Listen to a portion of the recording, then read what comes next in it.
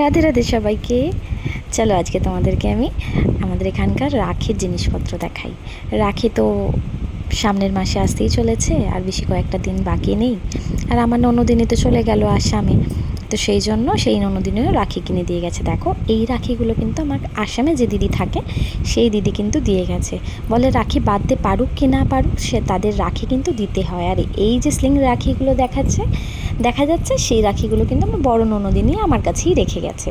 বলবে তো যে কোন রাখিটা বেশি পছন্দ, আমার কিন্তু এই রাখিটাই বেশি পছন্দ, যেটা আমি পরে দেখালাম। রাখি এখানকার অনেক রকমের রাখি পাওয়া যায়, কিন্তু এখন তো অতটাও মানে মানে দোকানে পাওয়া যাচ্ছে না, কারণ মোস্ট প্রবাবলি 20 কি 19 তারিখে হচ্ছে গিয়ে রাখি। তো যাই হোক, মোটামুটি কেনাকাটা সবাইকার হয়ে যাচ্ছে, মানে যারা রাখি পরাবে তাদের কেনাকাটা হয়ে যাচ্ছে। এই দেখো, এটা আমি ভাবলাম তোমাদের সাথে না শেয়ার করলে নয়, কারণ আমার এটা খুব পছন্দ হয়েছে। এই গিফটটাও কিন্তু মেনলি চিনির জন্য আনা হয়েছে, যেটা আমার বড় ননদিনই এনেছে চিনির জন্য।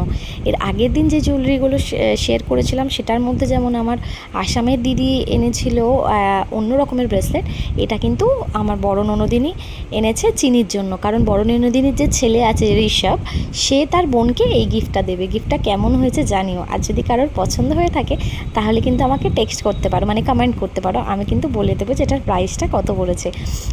বিশ্বাস করো, আমি আমাদের ওখানে এরকম কিন্তু জুয়েলারি দেখিনি। এটা কিন্তু সিলভারের, মানে রূপোর।